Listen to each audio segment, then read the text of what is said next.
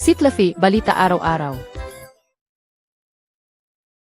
Mga tagapagtanggol ng rinoceros ay nawala. Si Schoeman van Jaarsveld, 58, ay namatay sa aksidente habang naglalakad upang hanapin ang mga hayop sa South Africa. Nakulong na ang lalaki. Ang mga residente sa Othello Street ay nakita ang suspect at may video footage. Ang kaligtasan ng batang biktima ay naging alalahanin. Tumaas ang multa sa trapiko sa Milton. May 14,900 na traffic violation sa loob ng 6 buwan at karamihan ay tumatawid ng walang pagtigil.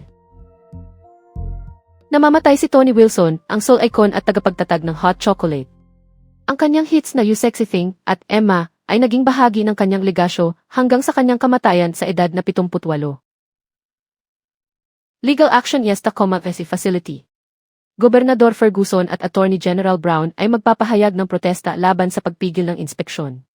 May higit sa 2,000 reklamo tungkol sa kalusugan at relihiyosong pag-aayos. Bogo sa Albertsons at Safeway. Tumaas pala ang presyo. 3 transaksyon ang apektado dahil sa hindi patas na pagtaas ng presyo bago at pagkatapos ng promo. Abogado sa Alabama pinagbawalan ng Korte Suprema dahil sa paggamit ng IEHI para sa maling dokumento. Ang kaso ay nagmula sa mga sumusunod na kawalang katotohanan. Mainit na panahon. Tumaas hanggang 80 degree sa Mayo 3-4. Magdala ng tubig at proteksyon laban sa init upang mapanatili ang kalusugan.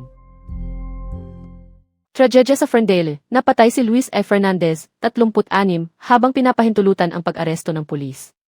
2 suspek ang nasa ilalim ng investigasyon para sa aksidente na nagresulta sa pagiging kritikal ng isang lalaki. Ford Ranger, 2024 2026, may safety issue. Araw-araw na pagsisiyasat dahil sa risk ng sunog mula sa sun visor. Libreng check-up at update para sa lahat. May babae sa Mount Lake Terrace ang hindi pa napapaliwanag. Humihingi ng tulong ang pulis para matukoy siya mula sa labi at forensic drawing. Pakinggan ninyo kung kilala ba siya.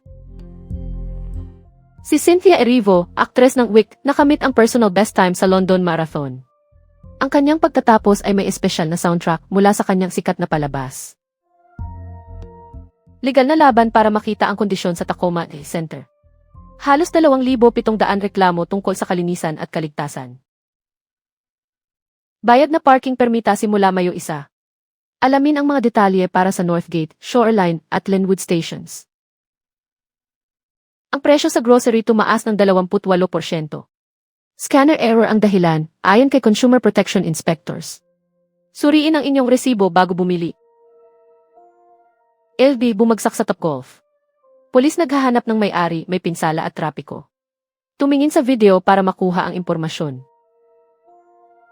Pangyayaring hindi inaasahan. Ipinanganak ang sanggol buntis sa eroplano patungong Portland. Tumulong ang mga kawani at pasahero para sa ligtas na pagbubuntis. Duda sa light rail Tacoma Federal Way. $34.5 kakulangan sa pondo, baka magbago ang timeline ng proyekto. Tragedyang pusa sa Olympia. Asawa at anak nahuli dahil sa pagmamaneho ng lubhang walang konsiderasyon. Sunog sa Greenwood. Mabilis na pagkontrol ng AC, wala ng biktima. Maagang tugon at walang pasakit. Nakontrol na ng ASU ang malaking sunog sa Greenwood. Nakontrol na ang apoy sa loob lang ng 44 minuto matapos magsimula. Walang ulat tungkol sa nasawi o sugatan. Babala. Mga driver sa Redmond, handa na ang kamera sa trapiko, 45 araw pa lang bago magbigay ng multa. Lumination nakikipaglaban para protektahan ang ancestral burial grounds mula sa trenching operations. Kasama sa paglabag ang pagkalat ng mga labi na itinuturing nilang pagmamalabis. Tulong para sa mga biktima ng pagbaha sa King County. Mag-apply para sa FEMA Assistance sa Disaster Recovery Center simula Lunes. Makushin Bulkan, 5 oras ng rescue operation para iligtas ang 2 hiker. Isang nasugatan, lahat ay ligtas ngayon.